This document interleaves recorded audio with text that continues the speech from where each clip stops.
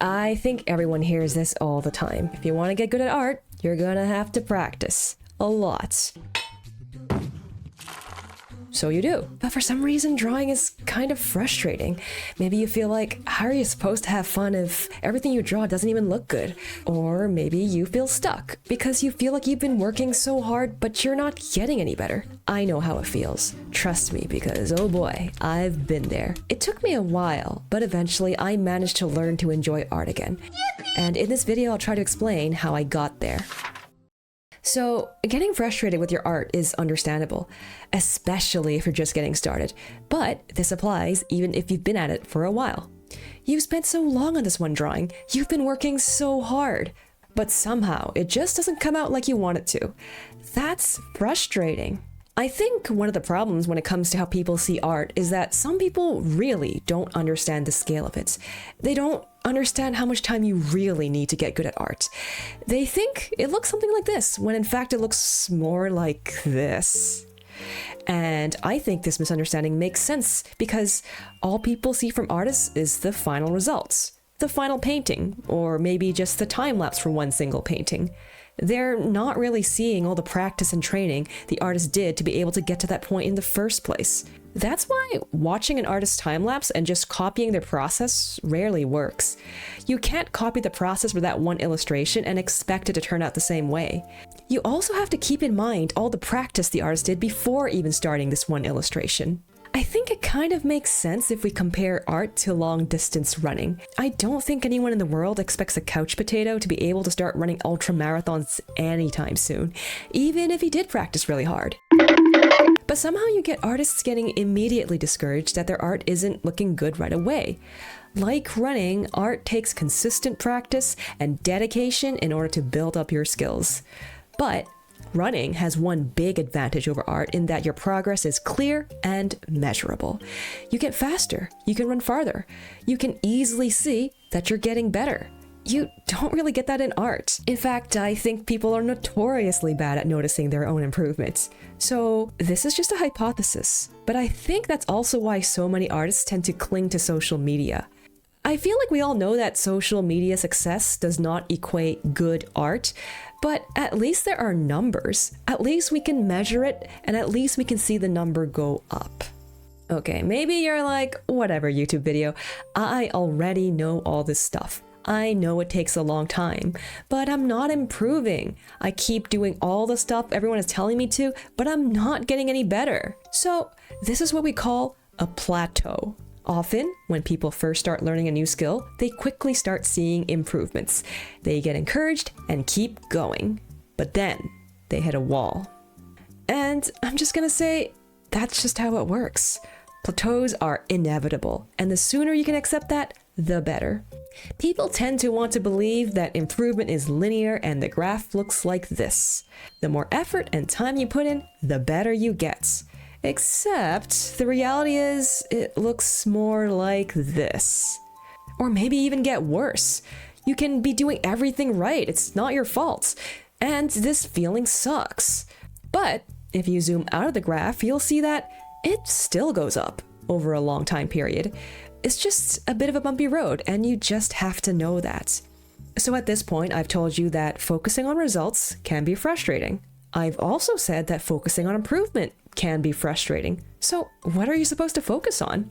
This might be hard to understand, but if you can, try to focus on the actual creation process.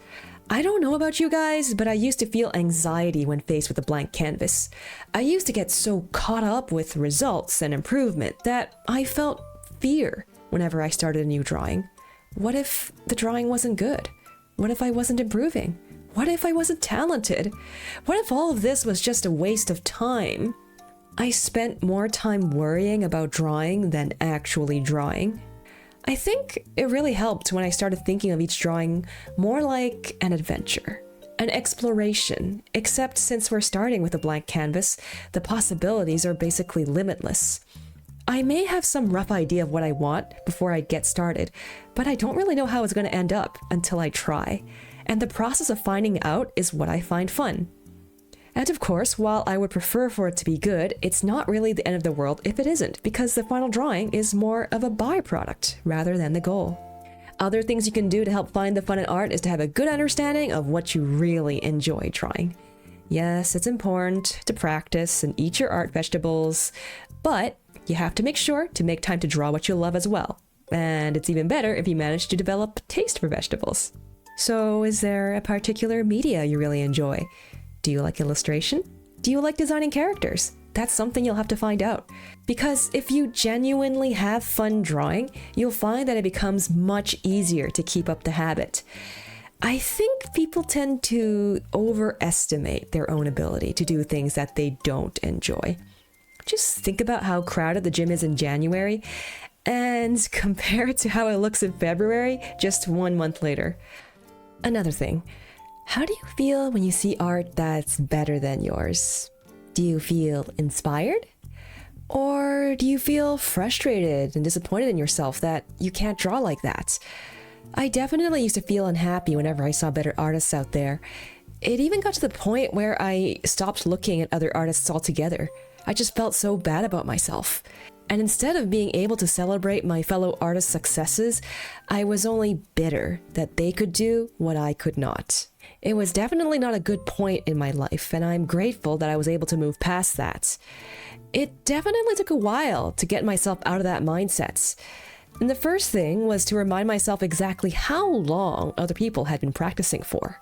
And I don't mean how old they are or how many years they've been drawing. In my opinion, that's just not really a very useful metric.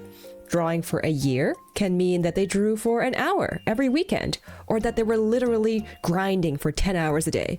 There's a really huge range in what 1 year means. So I didn't realize that initially.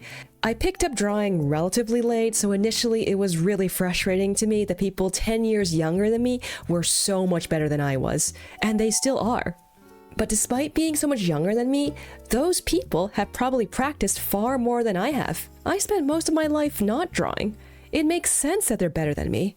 So expecting myself to be as good as them with so much less work put in means that I kind of expected myself to be some kind of super genius, which, well, no, I'm obviously not. So it doesn't make sense for me to expect myself to be as good as them because I just haven't practiced as much as they have. So instead of worrying about whether I had that talent, I just decided to draw instead of worrying about what I can't change anyway. I started to be a little bit more patient and kinder to myself. And that made drawing so much less stressful for me. Okay, so this was a little rambly, but if you managed to make it all the way to the end, thanks. And if you are, understandably, frustrated about art, I hope it helped you a little bit. If you enjoyed the video, I'd appreciate it if you did the YouTube stuff, and if there's anything else you'd like to see from me, please let me know. So, good luck out there, artists, and remember to have fun.